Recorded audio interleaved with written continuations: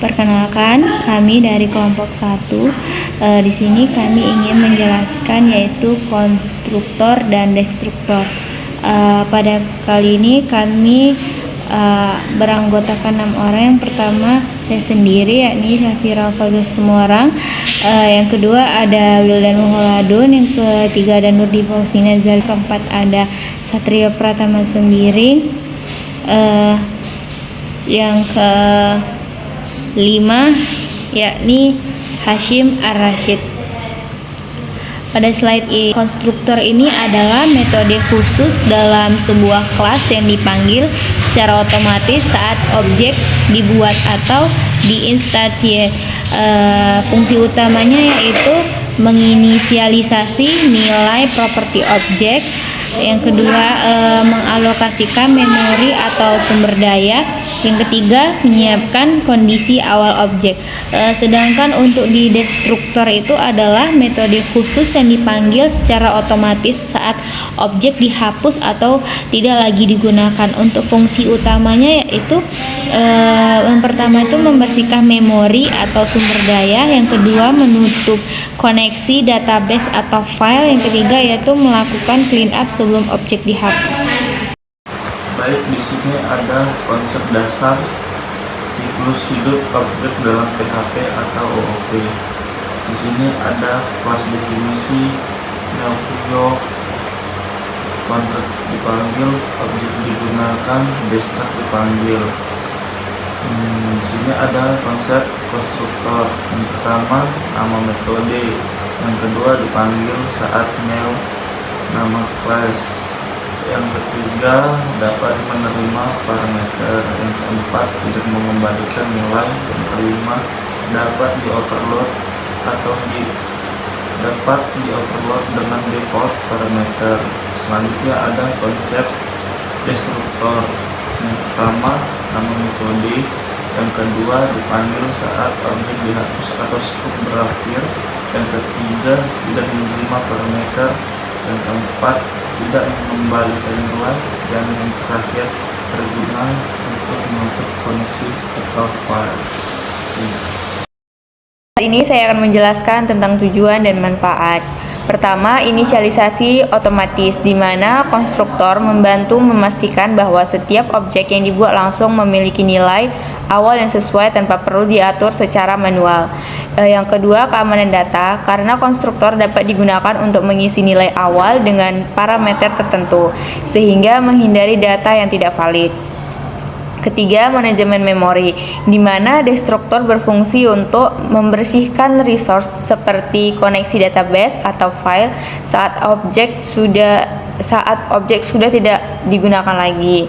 Selanjutnya, dari sisi penulisan kode, penggunaan konstruktor dan destruktor membuat kode lebih rapi karena proses inisialisasi dan pembersihan terpusat dalam satu tempat.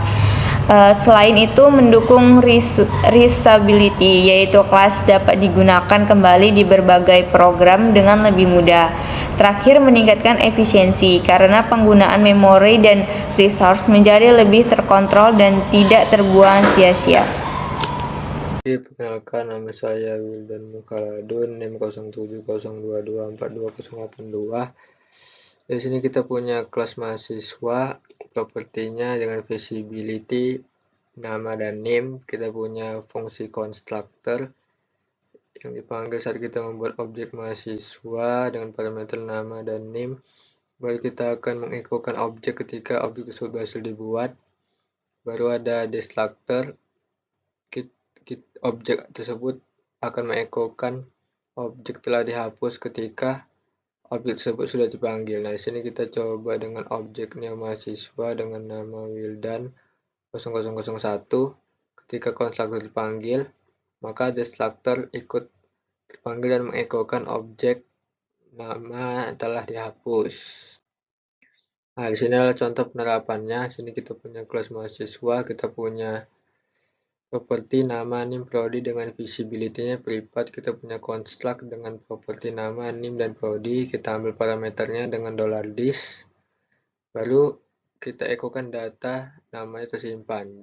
Terus kita punya fungsi tampilkan yang gunanya untuk menampilkan nama yang telah kita ambil parameternya dengan $dis, baru kita punya function destruct yang kita echokan selesai. Nah, di sini kita mencoba masukkan data kita dengan parameter dengan data null_diva dengan NIM 0702241109 dengan jurusan sistem informasi. Nah, ketika kita menjalankan fungsi tampilkan, output programnya akan seperti ini ya. Data null_diva tersimpan, namanya null_diva, NIM-nya sekian, prodinya sistem informasi, dan menjalankan selesai dari program fungsi construct kita yang telah kita buat sebelumnya. Nah, di sini kita punya studi kasus sistem data mahasiswa yang menyimpan informasi dan membersihkan data saat selesai. Di sini kita punya data mahasiswa, kita punya properti data yang berbentuknya array kosong dan properti jumlah yang visibility-nya privat. Terus kita punya fungsi construct yang parameternya jumlah. Baru kita di sini kita ambil parameter jumlah dengan $dis, kita masukkan ke variabel jumlah, baru kita echokan sistem siap dengan jumlah slotnya. Baru kita punya fungsi tambah dengan parameter nama dan NIM, yang dimana nama tersebut akan kita masukkan ke array data kosong kita. Setelah itu kita kasih echo ditambah nama dan NIM kita apa. Baru kita punya function destruct untuk menghitung total dari data kita. Baru kita selesai dengan total mahasiswa. Nah, ketika kita memasukkan data, di sini kita punya sistem tambah 3 data seperti Wildan dengan NIM 001, Sapio dengan NIM 002, dan null_diva dengan NIM 003. Untuk outputnya seperti ini. Sistem siap 30 slot, ini hasil dari construct kita, baru ditambah Wildan 001, tambah Sapio 002, dan tambah 003. Ini merupakan hasil dari program dari fungsi tambah kita. Baru sudah selesai dengan total 3 mahasiswa. Itu adalah hasil dari destruct yang telah kita buat sebelumnya. Perkenalkan, nama saya Hasim Rashid. Saya akan membacakan kelebihan inisialisasi otomatis. Properti objek selalu terisi saat objek dibuat, menghindari null error. Kedua, kode lebih bersih, tidak perlu memanggil fungsi setup atau secara terpisah setelah membuat objek. Ketiga, manajemen sumber daya. Destruktur membebaskan memori dan menutup koneksi secara otomatis. Keempat, enkapsulasi lebih baik. Logika inisialisasi tersembunyi di dalam kelas pengguna, cukup memanggil new. Kelima, mencegah state invalid. Objek tidak bisa berada dalam keadaan setengah jadi atau tidak valid. Selanjutnya, destruktur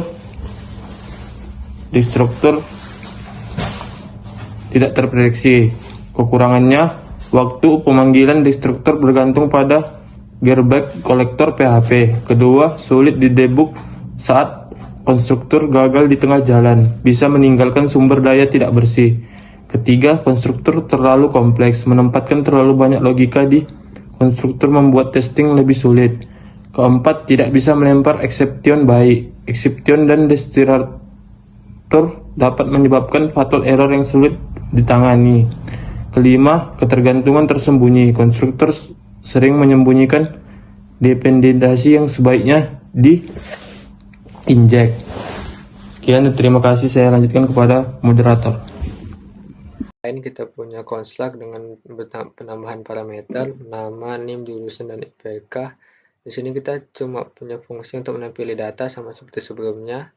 Nama dengan parameter nama dengan kita ambil dengan dis. Baru sini NIM dengan NIM, jurusan dengan jurusan, baru ada, dan IPK dengan IPK, baru ada destruct. Di sini gunanya untuk menghapus objek ketika sudah kita inisialisasi objeknya. Di sini kita contoh masukkan 3 data dengan contoh dengan Wildan, NIM 001, jurusan SI, IPK 3,85.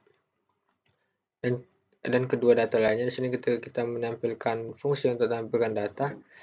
Biasanya seperti ini, data Wildan berhasil dibuat. Ini merupakan hasil dari construct yang kita buat. Baru ada objek sudah dihapus, ini merupakan hasil dari destruct yang kita buat. Baru ada masukkan lagi data nama, Wildan, dan NIM.